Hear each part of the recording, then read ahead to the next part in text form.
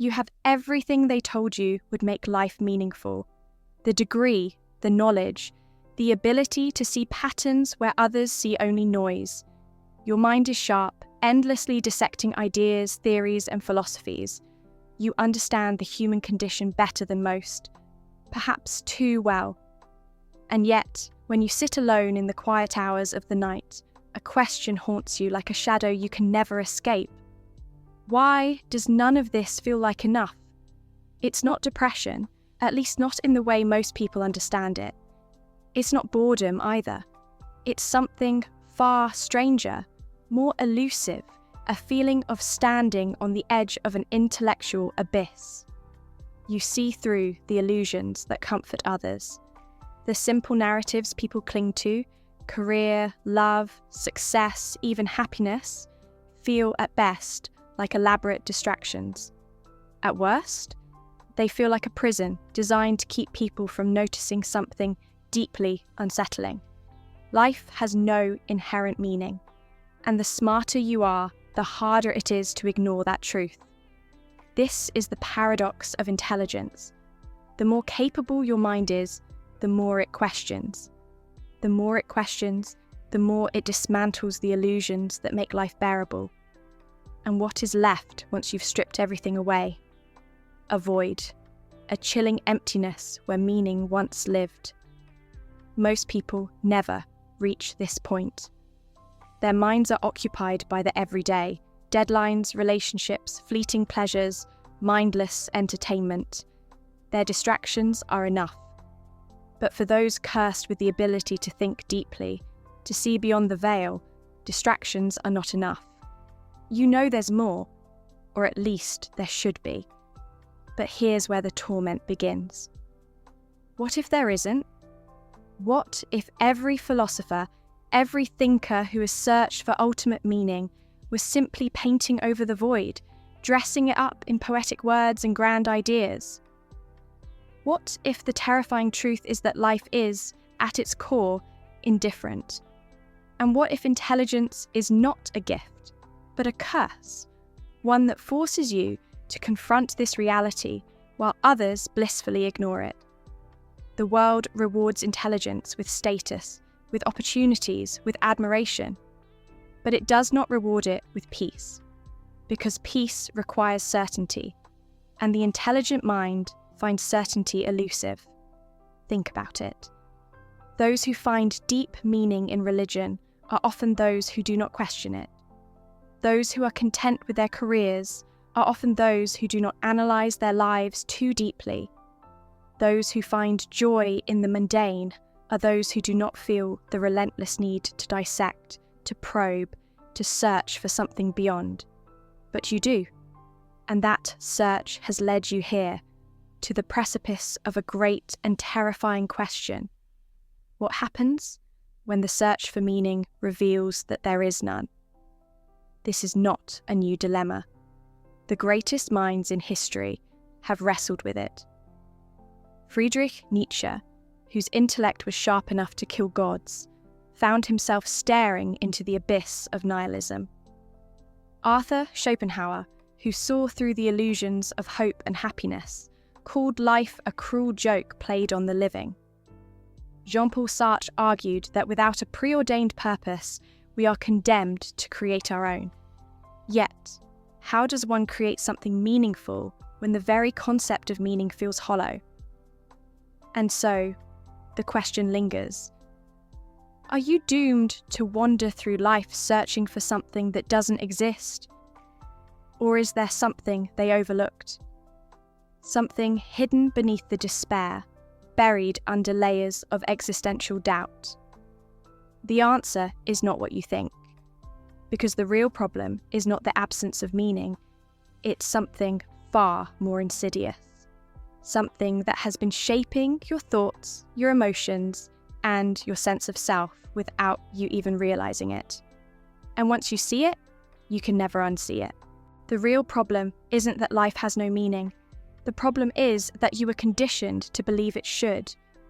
From the moment you could think, you were fed a story, one carefully constructed to keep society running smoothly.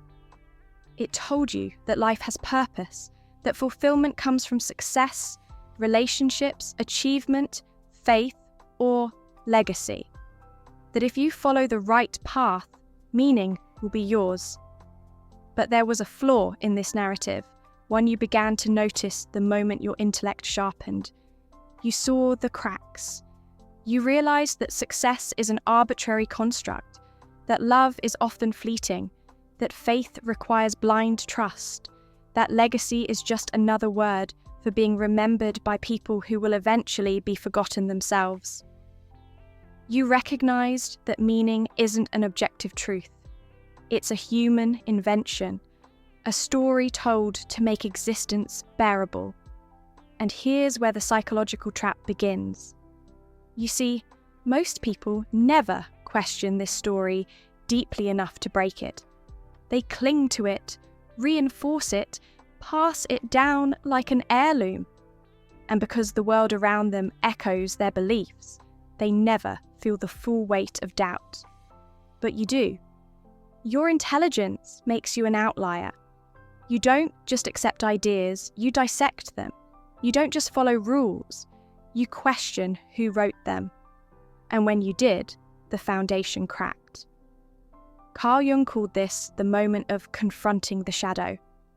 It's when the illusion collapses, and you're forced to face what was hiding beneath. The terrifying freedom of knowing that meaning is not given. It must be created. But the mind rebels against this realization. It doesn't want uncertainty. It craves structure, purpose, something to hold on to. And when that scaffolding is stripped away, what remains is an unbearable void. A sense of being untethered in a world that offers no guiding light. This is why intelligence can feel like a curse. The smarter you are, the more capable you become at dismantling illusions. But intelligence alone does not build new foundations. It only tears down the old ones. And without something to replace them, you drift.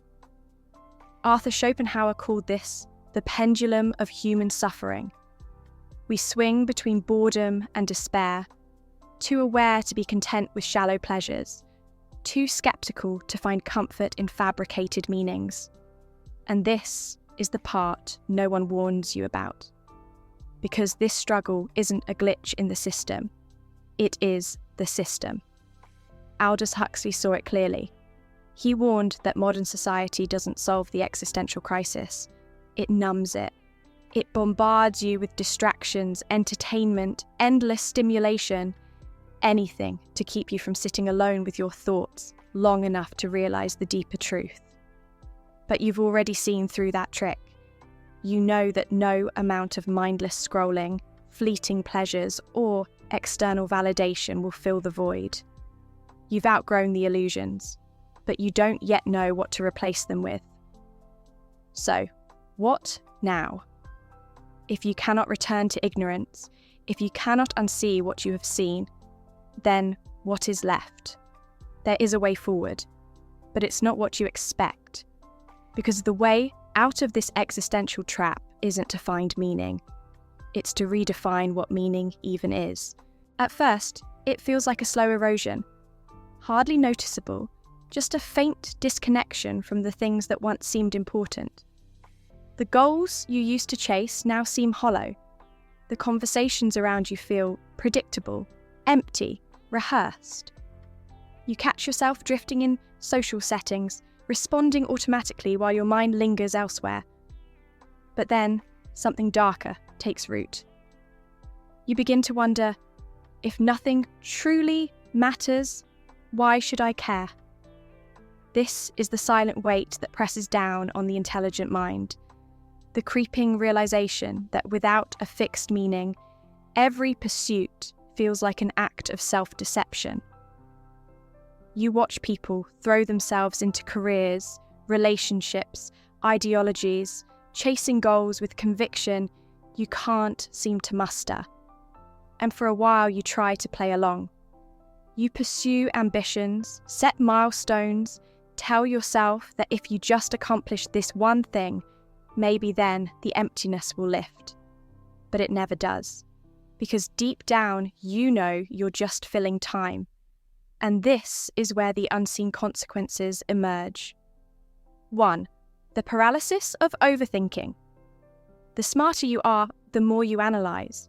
And the more you analyze, the more you realize how arbitrary human goals really are. This overanalysis leads to an ironic paralysis. You hesitate before committing to anything because you see its inherent absurdity.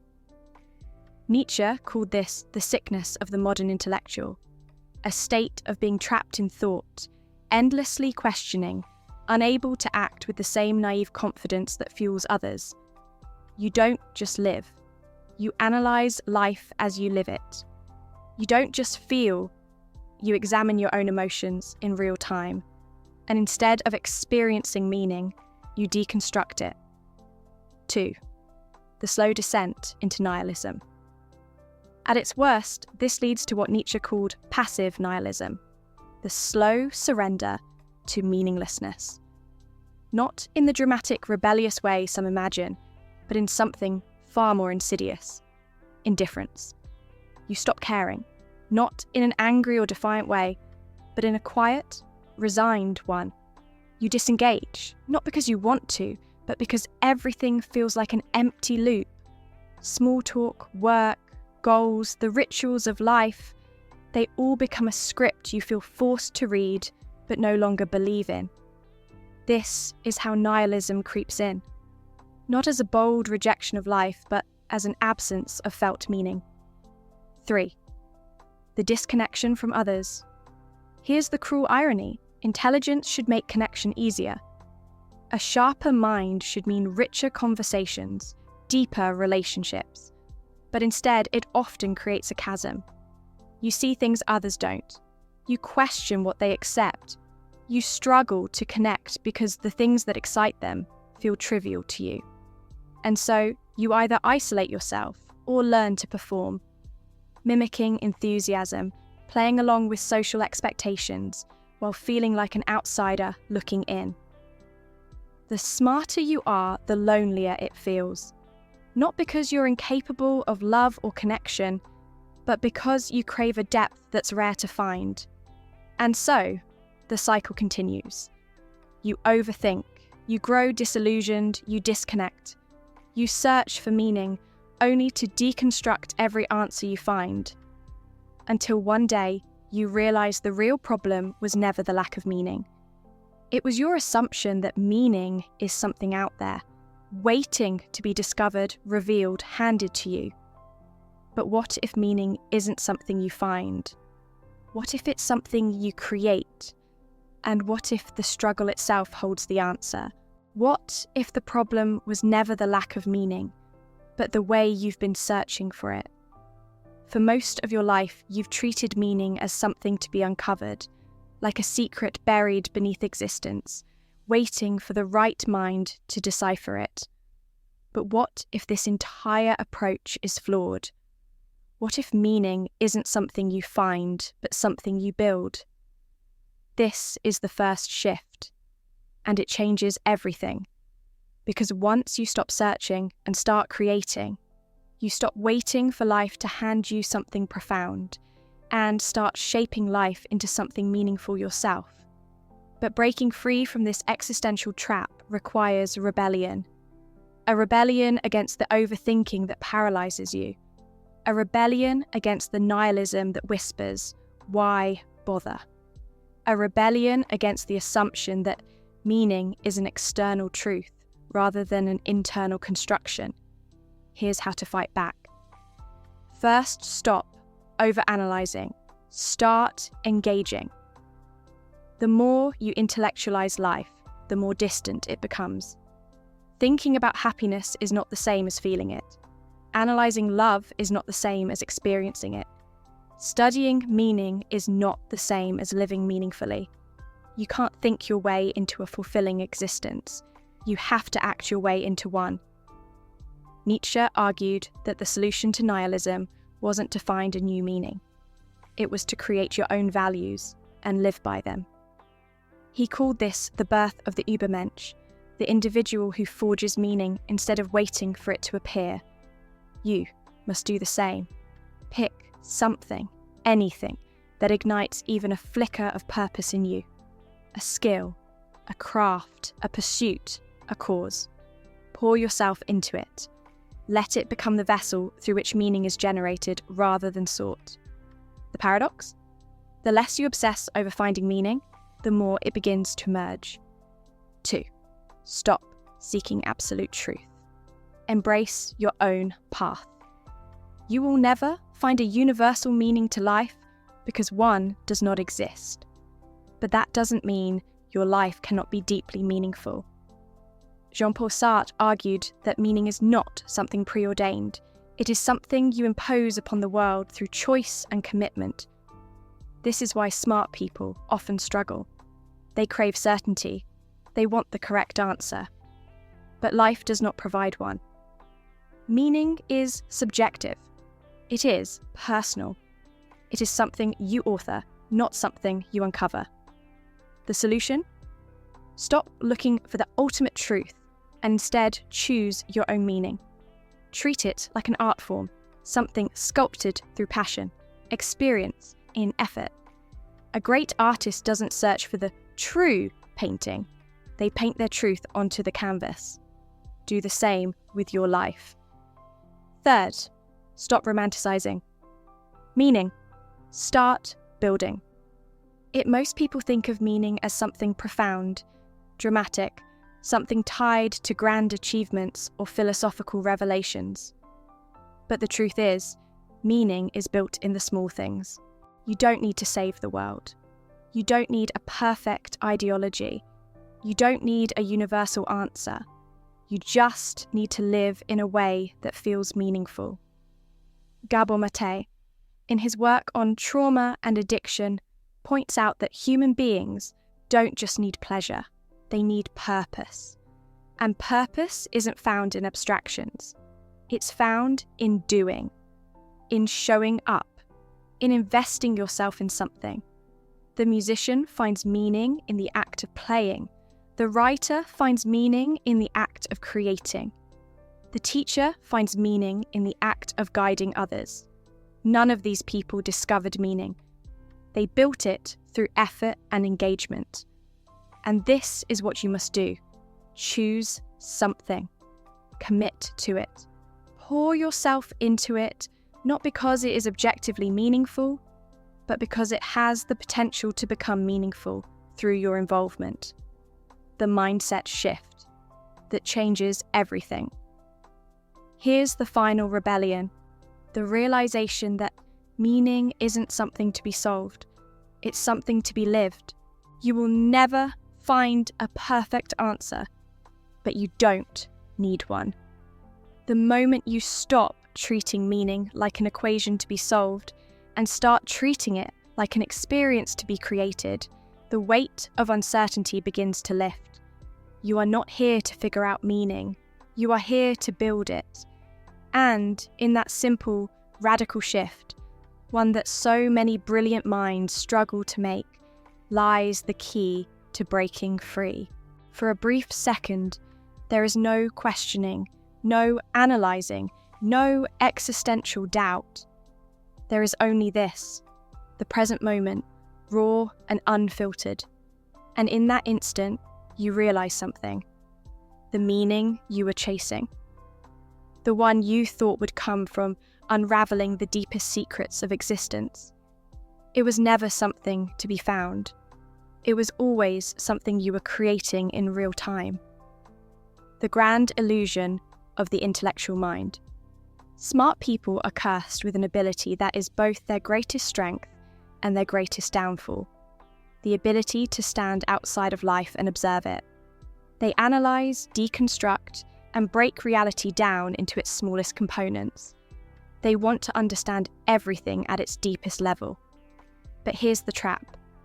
The more you observe life from the outside, the less you experience it from within.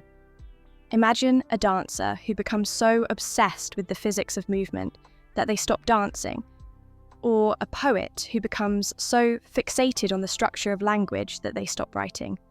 or a philosopher who becomes so consumed by questioning reality that they stop living in it. This is the fate of the overthinker. You do not find meaning by standing outside of life, dissecting it from a distance. You generate meaning by immersing yourself in it. The final realization: you are never lost. Here is the truth that changes everything. You never lacked meaning. You only lacked the ability to see the meaning that was already there. The conversations you have, the skills you cultivate, the passions that stir something in you, the laughter shared between friends, the quiet moments of effort, the feeling of being fully present in what you were doing. All of these things were already meaningful, but you were so busy searching for some higher, more profound answer that you failed to recognize what was right in front of you. You were never lost. You were only looking in the wrong direction. The freedom of letting go at last, you understand. The reason meaning seemed so elusive wasn't because life is empty. It was because you were chasing an illusion. The idea that meaning is something external, something to be acquired. But meaning was never a treasure hidden at the end of some intellectual quest. It was the act of living itself. A painter does not ask, "Mai, what is the meaning of painting?" They simply paint. A musician does not stop in the middle of a song to ask, "What is the meaning of music?" They simply play. And life does not demand that you solve it before you live it. It simply asks that you participate. The moment you stop searching, stop waiting for a grand revelation, stop standing outside of life trying to solve it like a puzzle, something shifts. You step back in, you immerse yourself, and suddenly, meaning is everywhere. The final thought, a question that changes everything. So now, ask yourself, what if there is no ultimate meaning of life? What if this, the very moment you are in right now, is all the meaning you will ever need? Not because it has some grand cosmic significance, not because it fits neatly into a philosophical framework, but because it is happening, because you are here, because the experience of existing is already enough.